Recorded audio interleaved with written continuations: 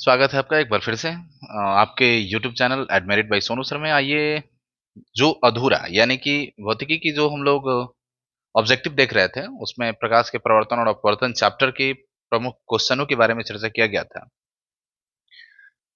शेष जो रह गए थे आज उसकी चर्चा करेंगे। आइए, पहला क्वेश्चन करें कि गोलीय दर्पण के ध्रुव और फोकस के बीच की दूरी।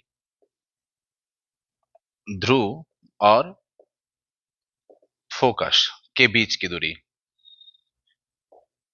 ठीक है, ध्यान देंगे। ये आपका एक गोलीय दर्पण का हिस्सा यानी कि अवतल दर्पण हमने कह दिया, ये आपका ध्रुव है, ये आपका फोकस, ये आपका वक्रता केंद्र है। तो यहाँ से ये ध्रुव और फोकस यानी ध्रुव और फोकस के बीच की जो दूरी है, इसे हम क्या कहते हैं? फोकस दूरी कहते हैं। ऑप्शन नंबर 1 है अक्ष, फोकसांतर, वक्रता त्रिज्या और वक्रता व्यास। तो इसे हम फोकसांतर या फोकस दूरी के नाम से जानते हैं। अगला क्वेश्चन दिया है कि हजामत बनाने के लिए किस दर्पण का उपयोग किया जाता है। तो आप जानते हैं हजामती दर्पण के लिए अवतल दर्पण का उपयोग किया जाता है। उसके बाद दिया है कि सोलर कुकर में प्रयोग किया जाता है कौन से दर्पण। तो हजामती दर्पण हो या सोलर कुकर हो, इस सभी के खातिर, या सर्च लाइट की मैं बात कहूं तो इस सब के खातिर, या इसके अलावे अगर मैं कह दूं कि जो डॉक्टरी उपयोग होता है, जैसे रोगी के नाक कान देखना हो, गले देखना हो इत्यादि की जांच के लिए डॉक्टर जो प्रयोग करते हैं, वो दर्पण आपका क्या होता है? अवतल होता है। तो आप बेसिक चैप्टर में पढ़े हुए थे कि अवतल दर्पण के उपयोग को लिखो। तो साधारण तरीके से आप कह सकते हैं कि अवतल दर्पण के प्रमुख उपयोग अ, एक नंबर में हो सकता है हजामती दर्पण के लिए, 2 नंबर में कह सकते हैं सोलर कुकर में, 3 नंबर में कह सकते हैं सर्च लाइट में, 4 नंबर में कह सकते हैं डॉक्टरी उपयोग में। अब डॉक्टरी उपयोग को आप अलग-अलग कर दीजिए कि जैसे गले का रोग हो गया, कान हो गया, नाक हो गया, इस सब के अंदर देखने के खातिर जो दर्पण का उपयोग किया जाता है, देखने के खातिर का मतलब हुआ कि वहाँ पे प्रकाश को परावर्तित करने के खातिर जिस दर्पण का उपयोग किया जाता है, वो सब के सब क्या होते हैं? अवतल दर्पण होते हैं, ठीक है?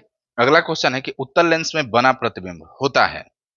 तो आपको बताया था, उत्तल लेंस में बना हुआ प्रतिबिंब जो है हमेशा वास्तविक होता है और उल्टा होता है। लेकिन दर्पण में आप ध्यान देंगे, दर्पण और लेंस में बहुत अंतर होता है। तो उत्तल लेंस की बात कर रहे हैं, तो उत्तल लेंस में बना प्रतिबिंब हमेशा वास्तविक और उल्टा होता है। इसके जस्ट बाद यह है कि उत्तल लेंस द्वारा काल्पनिक प्रतिबिंब बनता है कब। तो ये तो आप जानते हैं कि उत्तल लेंस में हमेशा, ये आपका उत्तल लेंस है और इसमें हमेशा क्या होता है? वास्तविक प्रतिबिंब बनता है और वस्तु के सापेक्ष उल्टा बनता है, ठीक है? तो पूछ रहा है कि काल्पनिक कब बनता है। तो काल्पनिक जब तब बनेगा जब फोकस दूरी से कम दूरी यानी कि फोकसांतर से कम दूरी पर वस्तु को हम रखेंगे, ठीक है? अगला क्वेश्चन है कि लेंस की क्षमता होती है। तो लेंस की क्षमता आपको पता होगा कि लेंस की क्षमता P बराबर होता है 1/f, ठीक है? P बराबर क्या होता है? 1/f होता है। अर्थात इसे हम कह सकते हैं कि लेंस की क्षमता फोकस दूरी के व्युत्क्रम मापी जाती है, यानी कि फोकसांतर के व्युत्क्रम मापी जाती है। अर्थात कह सकते हैं P बराबर 1/f हो गया, ठीक है? अगला क्वेश्चन है कि जब उत्तल लेंस में वस्तु को हम फोकस तथा 2f यानी f और 2f, यानी आप जानते हैं कि लेंस में 2 फोकस होता है।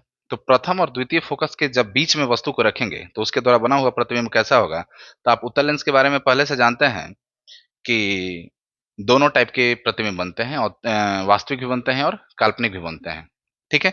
तो इस कंडीशन में जब वस्तु फोकस और यानी कि जो दूसरी फोकस है दोनों के बीच में रखेंगे, तो इसके द्वारा बना हुआ प्रतिबिंब हमेशा बड़ा होगा और वास्तविक होगा, यानी कि वस्तु से बड़ा और वास्तविक प्रतिबिंब होगा, ठीक है? नेक्स्ट क्वेश्चन है आपका कि दो वक्रीय पृष्ठों से घिरे ठोस माध्यम को कहते हैं। दो वक्रीय पृष्ठों से घिरे ठोस माध्यम को कहते हैं। जैसे देखिए, ये वक्रीय पृष्ठ, मान लीजिए ये गोलीय पृष्ठ की मैं बात कर लेता हूँ और ये दूसरा गोलीय पृष्ठ है और ये दोनों पृष्ठ से घिरा हुआ, या आप ऐसे कह सकते हैं, या एक पृष्ठ और एक पृष्ठ दूसरा पृष्ठ। तो ये कुछ डिस्टेंस पे है और ये दोनों एक दूसरे से क्या है? ओवरलैप किया हुआ है, ठीक है? तो ओवरलैप किया हुआ है, तो यहाँ दोनों कंडीशन में क्या चीज का निर्माण हो रहा है? तो कहा जाता है कि दो पारदर्शी गोलीय पृष्ठों से घिरा हुआ जो क्षेत्र होता है वो लेंस होता है। तो यहाँ पे आप क्या कहिएगा? लेंस। लेकिन लेंस कौन से प्रकार का है? यानी यहाँ पे अवतल लेंस भी बन रहा है और उत्तल लेंस भी बन रहा है। तो यहाँ पर अवतल और उत्तल की ऑप्शन न दिया है, ऑप्शन दिया है कि गोलीय दर्पण, त्रिज्या, गोलीय लेंस और समतल दर्पण। तो मैंने बताया था कि पारदर्शी माध्यम से घिरा हुआ जो क्षेत्र होता है वो दर्पण तो हो ही नहीं सकता, वो जब भी होगा तो लेंस होगा। तो यहाँ लेंस अवतल और उत्तल लेंस की चर्चा नहीं किया है, सीधे दे दिया है गोलीय लेंस, यानी कि ऑप्शन नंबर सी जो है आपका चर्चा किया हुआ है गोलीय लेंस की, है ना?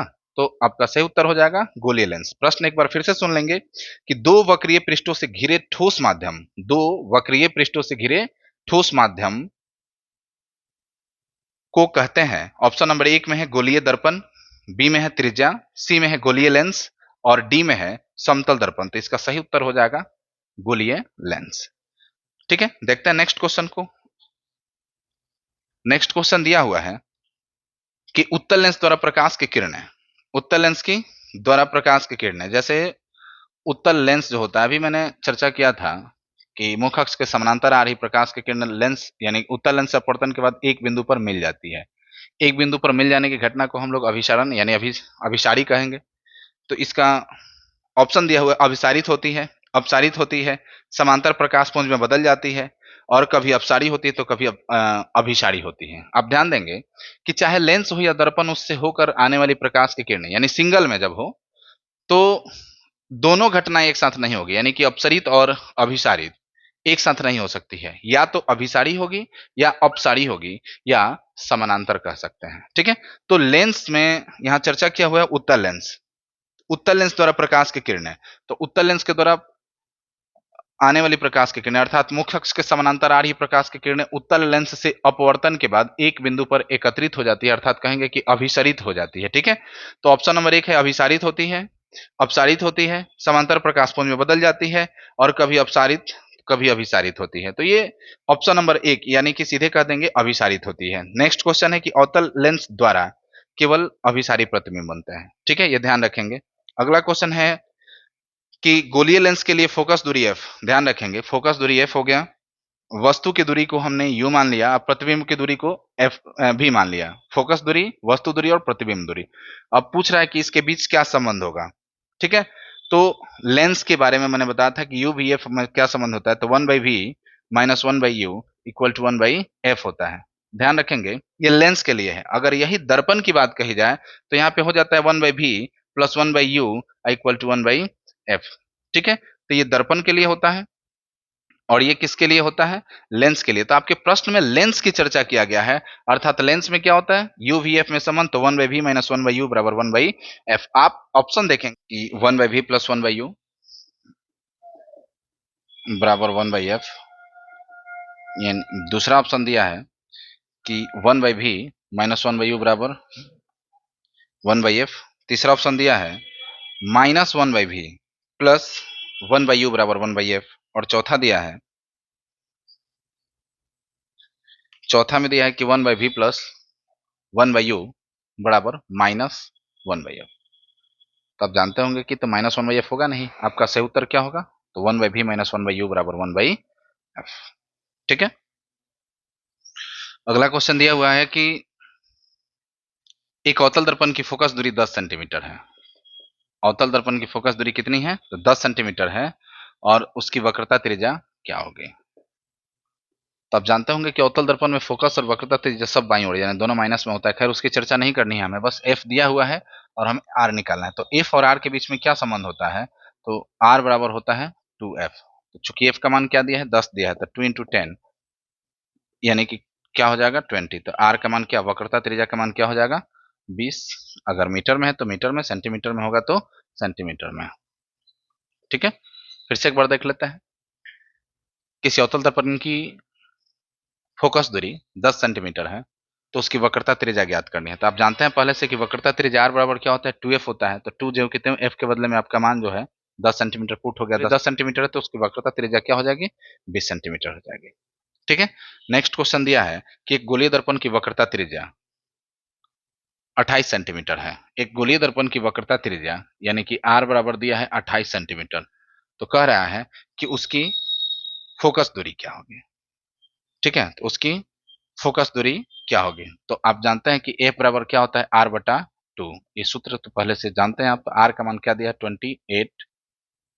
28/2 यानी 14 मरतबा कट जाएगा तो क्या हो जाएगा 14 सेंटीमीटर। तो f बराबर क्या हो जाएगा 14 सेंटीमीटर। आपका ऑप्शन दिया है कि 28 सेंटीमीटर, 40 सेंटीमीटर, 14 सेंटीमीटर और 2.0 सेंटीमीटर। तो सही उत्तर हो जाएगा सी यानी कि 14 सेंटीमीटर। ठीक है, नेक्स्ट क्वेश्चन दिया हुआ है कि 10 सेंटीमीटर फोकस दूरी वाले एक अवतल दर्पण के सामने 20 सेंटीमीटर की दूरी पर एक वस्तु रखने पर उसका प्रतिबिंब बनेगा। ध्यान देंगे फोकस दूरी यानी कि f बराबर 10 सेंटीमीटर है और 20 सेंटीमीटर दूरी पर, यानी कि वस्तु की दूरी क्या दिया है, 20 सेंटीमीटर है, तो उसकी प्रतिबिंब दूरी पहले हमें निकालना होगा, ठीक है। जबकि दर्पण क्या है, अवतल है, तो अवतल में आप जानते हैं कि सब ऋणात्मक होता है, तो प्रतिबिंब दूरी आप दर्पण सूत्र पहले से जानते हैं कि 1/v प्लस 1/u बराबर 1/f होता है। तो 1/v इक्वल टू क्या हो जाएगा, 1/f माइनस 1/u। ध्यान रखेंगे कि f भी माइनस में होगा और u भी माइनस में होगा, तो यहाँ पे पुट कर देंगे 1/v इक्वल टू 1/-10 और माइनस 1/u के बदले में हो जाएगा -20, ठीक है। 1/-10 और प्लस 1/20, 10 एंड 20 कैल्सियम आप 20 लिख दिए हैं, तो 10 दूनी 20, तो यहाँ पे -2 और प्लस 20 से कम 20, यानी कि -1/20 आया किसका मान, तो 1/v का मान। क्रॉस मल्टीप्लीकेशन करेंगे तो v का मान हो जाएगा -20 सेंटीमीटर। ध्यान रखेंगे v का मान क्या आया, -20 सेंटीमीटर। और ये जो माइनस में 20 सेंटीमीटर आया, ये बता रहा है कि जिधर वस्तु है ना, उधर ही प्रतिबिंब बन रहा है। आपका ऑप्शन दिया है कि दर्पण के वक्रता केंद्र पर, उसके बाद दर्पण के फोकस पर, दर्पण के पीछे और दर्पण के फोकस दूरी पर। तो आप ध्यान रख रहे हैं कि इफ का मान 10 सेंटीमीटर है और प्रतिबिंब की दूरी जो है 20 सेंटीमीटर, यानी कि फोकस के जस्ट दुगनी। तो आप जानते होंगे कि फोकस के जस्ट दुगनी क्या होता है, आर का मान होता है। फोकस के जस्ट दुगनी क्या होता है, आर का मान होता है। तो आर बराबर 2f लिखा जा सकता है। तो f के बदले में क्या लिख देंगे, 10 सेंटीमीटर, तो 2 इंटू 10 यानी कि क्या आ रहा है, 20 सेंटीमीटर आ रहा है। मतलब कि जहां वक्रता त्रिज्या की दूरी हो रही है जिस पॉइंट पर, वही आपका प्रतिबिंब का पोजीशन हो रहा है। अर्थात कह देंगे कि प्रतिबिंब जो होगा आपके वक्रता केंद्र पर बनेगा। तो ऑप्शन नंबर ए सही उत्तर हो जाएगा। नेक्स्ट क्वेश्चन होगा आपका कि एक उत्तल लेंस की फोकस दूरी 20 सेंटीमीटर है, तो इसकी क्षमता बताइए। एफ बराबर 20 सेंटीमीटर उत्तल लेंस है, ध्यान देंगे उत्तल लेंस की फोकस दूरी जो है 20 सेंटीमीटर है, तो उसकी क्षमता क्या होगा। तो क्षमता बराबर आप जानते हैं ना 1/f होता है, ये क्या चीज में, ठीक है, ये ध्यान देना होगा। तो यहाँ पे 1/, इसका मान क्या दिया है 20, अब बट्टा में क्या कर देंगे 100 करेंगे, ये इधर आकर के गुणा हो गया, तो 20 बचे 100 यानी कि 5 में। तो P इक्वल टू क्या आ रहा है 5, प्लस में इसको डायप्टर से डिनोट करते हैं, ठीक है। तो पूछा जाए कि यदि किसी उत्तल लेंस की फोकस दूरी 20 सेंटीमीटर दिया गया है, तो इसका क्षमता क्या होगा, तो +5 डायप्टर होगा, +5 डायप्टर। ऑप्शन नंबर 1 में दिया है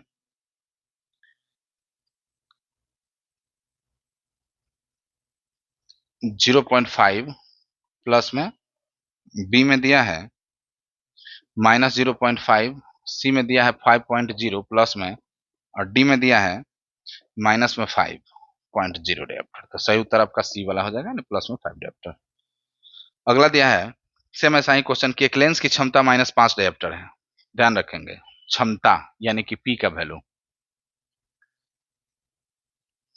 तो P बराबर दिया है -5 डायप्टर, तो इसकी फोकस दूरी क्या होगी। तो बस यही चीज है, चूंकि F बराबर क्या होता है 1/-5, ठीक है। अब मैं पहले से बताया था कि मीटर के फॉर्म में सेंटीमीटर में चेंज करने के लिए 100 से हम तो क्या करेंगे, गुणा कर देंगे,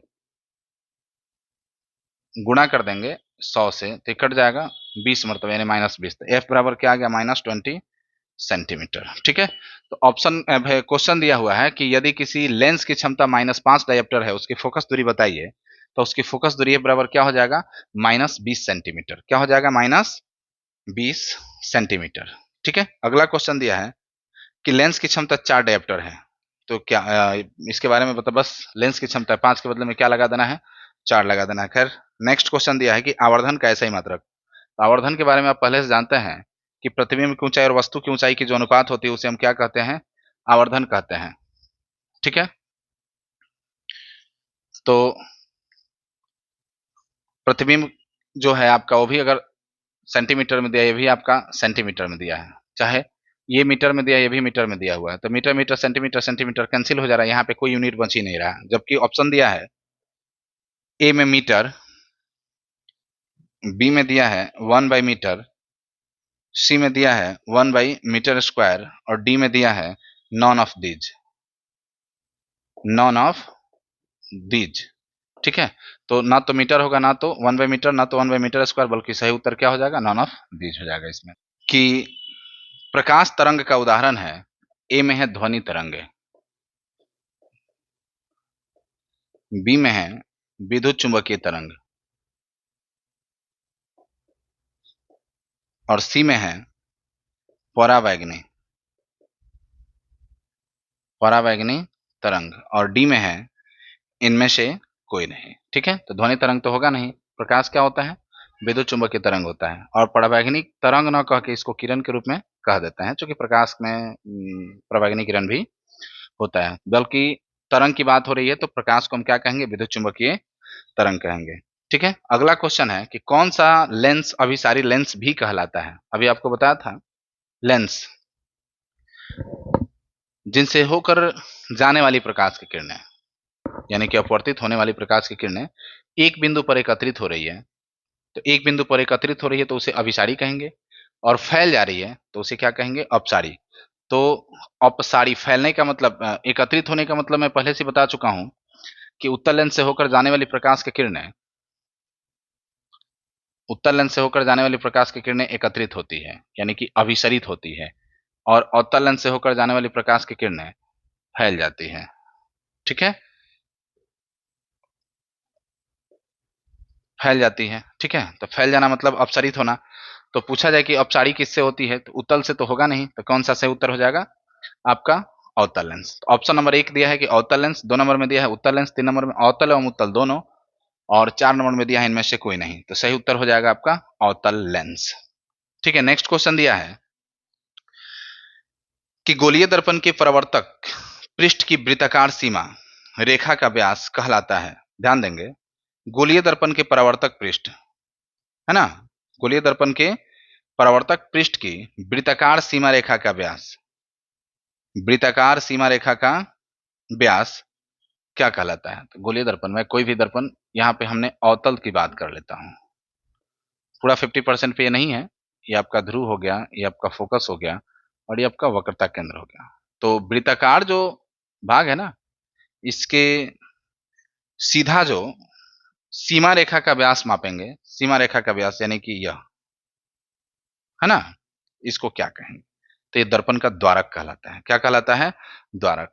ठीक है, ऑप्शन नंबर 1 में दिया है मुख्य फोकस, जो कि होगा नहीं। 2 नंबर में दिया है वक्रता त्रिज्या, वक्रता त्रिज्या बोले तो आर, ये भी होगा नहीं।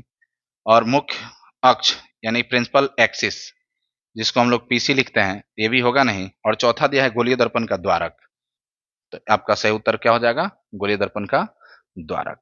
अगला क्वेश्चन दिया है कि गोलीय दर्पण का परावर्तक पृष्ठ वक्रित हो सकता है, वक्रित हो सकता है। अरे तो गोलीय दर्पण है तो उसका परावर्तक पृष्ठ, जैसे ये भी एक गोलीय दर्पण का हिस्सा है जिसको हम लोग अवतल दर्पण कह रहे हैं, तो इसका परावर्तक सतह जो है अंदर की ओर धंसा हुआ है। और दूसरा गोलीय दर्पण का एक हिस्सा ले लेते हैं जो उत्तल दर्पण है, तो इसका परावर्तक सतह उभरा हुआ है, यानी बाहर की ओर है। तो कहा जा सकता है कि गोलीय दर्पण का परावर्तक पृष्ठ जो है वक्रित हो सकता है, अंदर की ओर भी हो सकता है और बाहर की ओर भी हो सकता है। ठीक है, तो ऑप्शन 1 दिया है अंदर की ओर, एक में दिया है अंदर की ओर, दूसरा दिया है आपका ऑप्शन बाहर की ओर, बाहर की ओर, तीसरा दिया है अंदर और बाहर, अंदर या बाहर, अंदर या बाहर। ठीक है, और चौथा दिया है कि none of these, none of these. तो मैंने बताया था कि गोलीय दर्पण का एक जब हिस्सा की बात करें, अवतल होगा तो अंदर और उत्तल होगा तो बाहर, तो ये अंदर भी हो सकता है और बाहर भी हो सकता है। तो सही उत्तर आपका 3 नंबर यानी कि सी ऑप्शन हो जाएगा, अंदर या बाहर की ओर। इसी में देख लेते हैं कि वह गोलीय दर्पण जो अंदर की तरफ वक्रित रहता है, अभी कुछ देर पहले बताया था, जो अंदर की ओर वक्रित रहता है इसको हम क्या कहते हैं, अवतल कहते हैं, और जो बाहर की तरफ रहता है उसको हम क्या कहते हैं, उत्तल कहते हैं। ठीक है, अंदर की ओर रहता है उसे अवतल, बाहर की ओर रहता है उसे अवतल कहते हैं। अगला क्वेश्चन दिया है कि गोलीय दर्पण के वक्रता केंद्र को किस अक्ष से निरूपित किया जाता है? किस अक्षर से, सॉरी, गोलीय दर्पण के वक्रता केंद्र को, तो मैंने बताया था पी को, सॉरी, ध्रुव को पी से, फोकस को एफ से और वक्रता केंद्र को सी से। ऑप्शन नंबर 1 में है सी, 2 नंबर में है एस, 3 नंबर में है ओ और 4 नंबर यानी ऑप्शन नंबर डी में है एफ। ठीक है, तो आप जानते होंगे कि एस कोई डिनोटर नहीं होता है, ओ ऑब्जेक्ट पोजीशन को शो करता है, फोकस दूरी को, नहीं सॉरी, फोकस को, और सी जो है वक्रता केंद्र को दर्शाता है। ठीक है, तो इसमें गोलीय दर्पण के वक्रता केंद्र को किस अक्षर से सूचित करते हैं, तो आप सही उत्तर बता देंगे सी। क्या कहेंगे? सी। ठीक है, सी यानी ऑप्शन नंबर 1 आपका बिल्कुल सही है। नेक्स्ट क्वेश्चन होगा गोलीय दर्पण का भाग नहीं है, तो यहाँ पे गोलीय दर्पण का भाग कौन सा नहीं है, तो ऑप्शन नंबर 1 है ध्रुव, 2 नंबर में है वक्रता केंद्र, वक्रित और इनमें से कोई नहीं। ध्यान देंगे, ध्रुव तो गोलीय दर्पण का भाग होता है कि नहीं होता है, आप चर्चा करेंगे। वक्रता केंद्र यानी कि सी, आप समझ रहे हैं, इसके बारे में चर्चा किया गया, तो इस चीज को तो दर्शा ही दिया गया। वक्रित कोई अर्थ नहीं निकल रहा है, वक्रित क्या, वक्रित कर्व्ड। ठीक है, चर्चा कर सकते हैं। चौथा दिया है इनमें से कोई नहीं, इसका जवाब आप देंगे कि गोलीय दर्पण का भाग नहीं है। ऑप्शन नंबर 1 में ध्रुव, बी में वक्रता केंद्र, सी में वक्रित और डी में इनमें से कोई नहीं। ठीक है, तो गोलीय दर्पण के सभी भागों के बारे में आप जानते हैं कि किसको हम क्या कहते हैं, चित्र के द्वारा प्रदर्शित किया जा चुका है। ठीक है, आपको बताना है कि ऑप्शन में दिया गया कौन सा ऑप्शन है जो दर्पण का भाग नहीं है। नेक्स्ट क्वेश्चन है दर्पण के ध्रुव को किस अक्षर से निरूपित किया जाता है, तो दर्पण के ध्रुव, अभी मैंने बताया था कि दर्पण के ध्रुव को हम लोग पी से सूचित करते हैं। तो ए में दिया है, ऑप्शन नंबर ए में दिया है सी से, ऑप्शन नंबर बी में दिया है एफ से, ऑप्शन नंबर सी में दिया है पी से और ऑप्शन नंबर डी में दिया है ओ से। तो आप जानते हैं C centre of curvature, F जो है फोकस और पी जो है पोल यानी ऑब्जेक्ट पोजीशन। ठीक है, तो क्वेश्चन के अकॉर्डिंग हमारा सही उत्तर क्या हो जा रहा है, सी यानी कि पी से सूचित किया जाता है। अगला क्वेश्चन है कि सूर्य के प्रकाश के सकेंद्रण में से उत्पन्न ऊष्मा के कारण जल उठता है। ठीक है, यानी कि सूर्य से आने वाली प्रकाश की किरणें को जब हम सकेंद्रित करेंगे, सकेंद्रण करेंगे, तो इस घटना के द्वारा कौन सा पदार्थ जल जाएगा। ऑप्शन नंबर 1 में है कागज, बी में है पत्थर, सी में है लौह के चूर्ण और बालू का कण। आप जानते होंगे ऑप्शन नंबर 1 में है कागज, 2 में है पत्थर, 3 में है लोहे के चूर्ण, लौह चूर्ण कह सकते हैं, लोहे के चूर्ण, और चौथा यानी कि डी नंबर ऑप्शन में है बालू का कण। आप जानते होंगे कि प्रकाश की किरण से बालू के कण को नहीं जला सकते हैं, लोहे के चूर्ण को नहीं जला सकते हैं, पत्थर को नहीं जला सकते हैं, तो जलने योग्य क्या दिख रहा है, कागज। तो आपका सही उत्तर हो जाएगा ए यानी कि कागज। अगला क्वेश्चन दिया किस दर्पण से हमेशा वस्तु से छोटा प्रतिबिंब प्राप्त होता है। स्पष्ट हो चुका है, बहुत पहले बता दिए हैं कि वस्तु से छोटा प्रतिबिंब जो है ना, उत्तल दर्पण से बनता है। किससे तो बनता है, तो सही उत्तर हो जाएगा आपका उत्तल दर्पण। ठीक है, नेक्स्ट क्वेश्चन दिया है आपका कि टर्च एवं वाहनों के अग्रदीप में किस दर्पण का उपयोग होता है। ठीक है, टर्च समझते हैं, वाहन के अग्रदीप यानी कि हेडलाइट जो होते हैं ना, उस हेडलाइट में किस दर्पण का उपयोग होता है, तो मैं पहले भी बता चुका हूं कि सर्च लाइट हुआ, हेडलाइट हुआ, टर्च हुआ, इस सब में अवतल दर्पण का उपयोग करते हैं। ठीक है, और साइड मिरर के रूप में हम लोग उत्तल दर्पण का उपयोग करते हैं। अगला क्वेश्चन है कि दो पृष्ठों से घिरा हुआ कोई पारदर्शी माध्यम जिसका एक या दोनों पृष्ठ गोलीय हो कहलाता है। जैसे अभी कुछ देर पहले चर्चा किया था कि दो पृष्ठों से घिरा हुआ पारदर्शी माध्यम। ठीक है, घिरा हुआ पारदर्शी, पारदर्शी है ये। ठीक है, ये क्या है, पारदर्शी है। हमने दोनों तरफ से गोलीय किया है, ये जरूरी नहीं कि दोनों तरफ से गोलीय होगा। प्रश्न कह रहा है कि जिसका एक या दोनों पृष्ठ गोलीय हो, मतलब एक पृष्ठ गोलीय है तो दूसरा जो है गोलीय हो भी सकता है और गोलीय नहीं भी हो सकता है। ठीक है, तो क्वेश्चन को एक बार फिर से सुन लेंगे कि दो पृष्ठों से घिरा हुआ कोई पारदर्शी माध्यम जिसका एक या दोनों पृष्ठ गोलीय हो कहलाता है। ऑप्शन नंबर ए में दिया है लेंस, बी में दर्पण, सी में वक्रता, केवल वक्रता दिया है, ठीक है, लेंस, दर्पण, वक्रता, और डी में है वक्रित। आप तो समझ रहे हैं कि इससे इसका कोई मतलब दूर दूर तक मतलब नहीं है। और दर्पण जो होता है खोखले गोले का एक भाग होता है। ठीक है, दो पारदर्शी माध्यमों के द्वारा घिरा हुआ क्षेत्र नहीं होता, ये खोखले गोले का भाग होता है, तो ये भी नहीं होगा। आपका सही उत्तर क्या हो जाएगा? लेंस। ठीक है, उत्तल लेंस को कहते हैं, अभी मैंने कुछ देर पहले बताया था कि उत्तल लेंस में मुख्य अक्ष के समानांतर आ रही प्रकाश की किरणें लेंस से अपवर्तन के बाद एक बिंदु पर अभिसरित होती है, एकत्रित होती है, और जिससे अभिसरित होती है उसे हम अभिसारी कहते हैं। ठीक है, तो ऑप्शन नंबर 1 में है अभिसारी लेंस, द्विउत्तल लेंस, अपसारी लेंस, और इनमें से कोई नहीं। तो उत्तल लेंस को अभिसारी लेंस कहा जाता है। इधर उत्तल लेंस और दर्पण में कहा जाए तो अवतल दर्पण, उत्तल लेंस और अवतल दर्पण को अभिसारी कहा जाता है। ठीक है, लेंस के कितने वक्रता केंद्र होते हैं? तो 2 होते हैं, अभी कुछ देर पहले चर्चा हुआ था। अगला दिया है कि लेंस के केंद्रीय बिंदु को क्या कहते हैं? तो लेंस के केंद्रीय बिंदु को आप सभी जानते हैं कि प्रकाशिक केंद्र कहते हैं।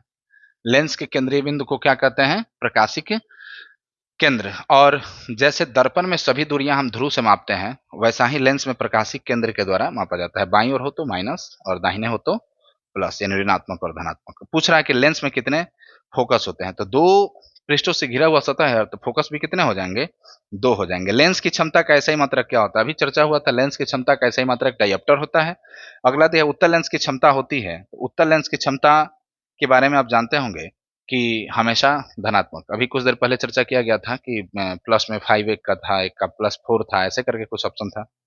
ठीक है, तो जो भी होता है प्लस में होता है। क्वेश्चन एक बार फिर से, उत्तल लेंस की क्षमता होती है, ऑप्शन नंबर 1 दिया है धनात्मक, बी में है ऋणात्मक। धनात्मक, ऋणात्मक। ठीक है, ऑप्शन नंबर सी में दिया है कि धनात्मक एवं ऋणात्मक दोनों, और डी में दिया है इनमें से कोई नहीं।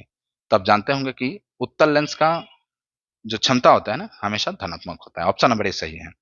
और उत्तल का जब धनात्मक होता है तो अवतल का क्या हो जाएगा? ऋणात्मक हो जाएगा।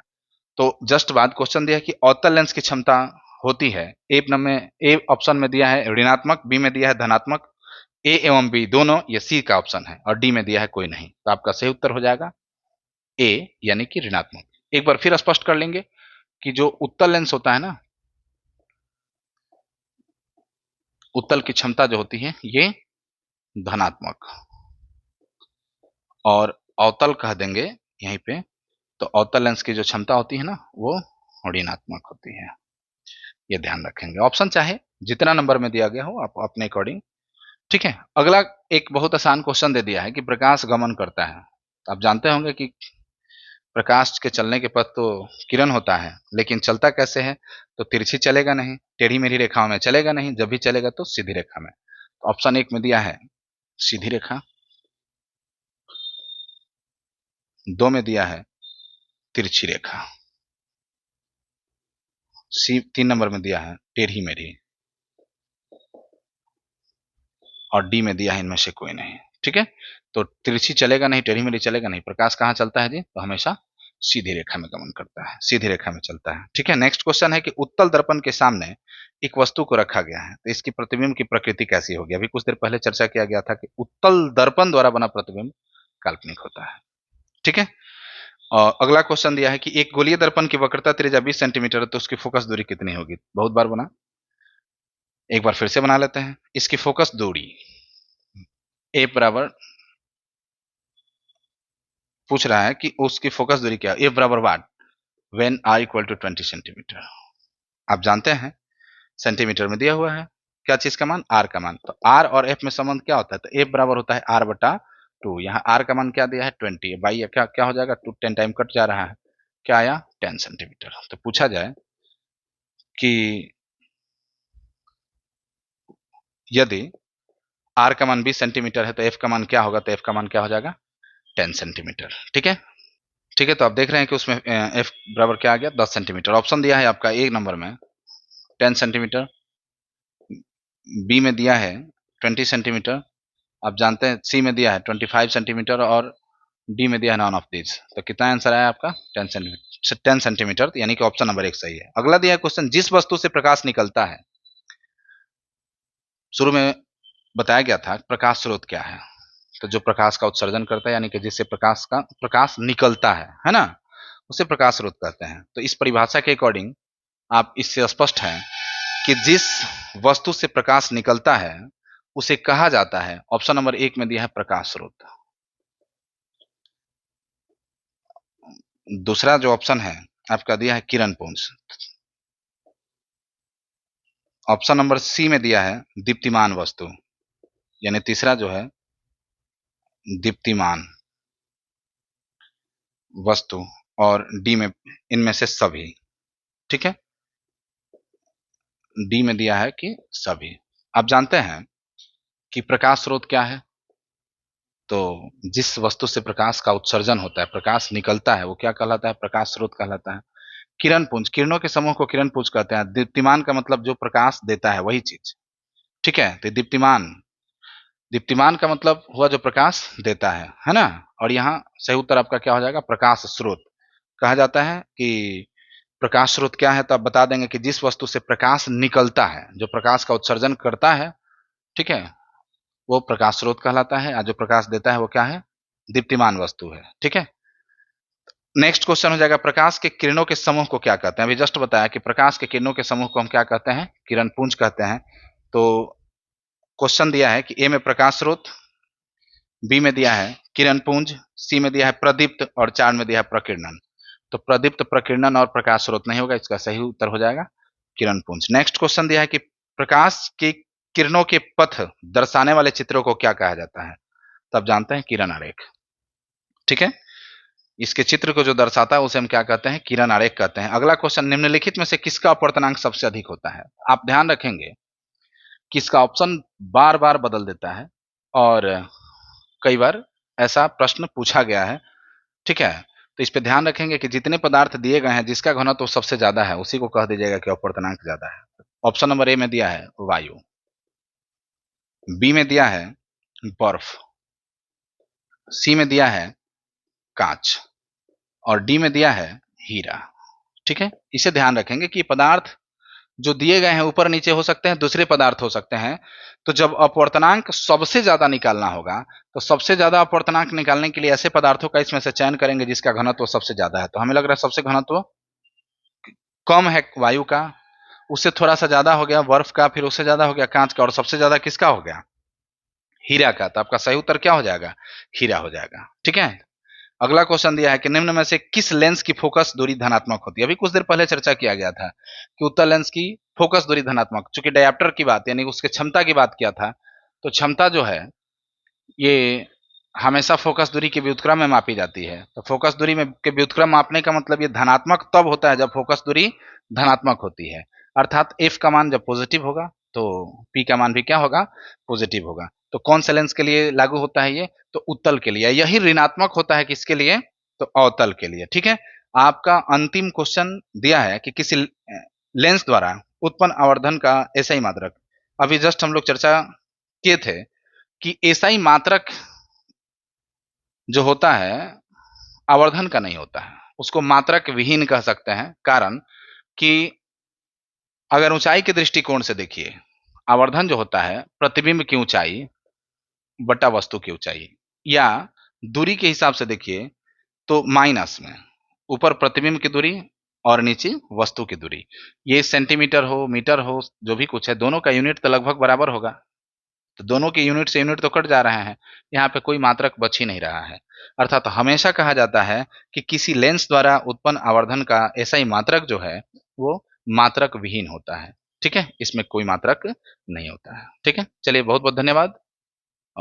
फिर मिलते हैं नेक्स्ट चैप्टर। अगला चैप्टर होगा आपका मानव नेत्र तथा रंग बिरंगी संसार, क्लास 10th के लिए। ठीक है, थैंक यू।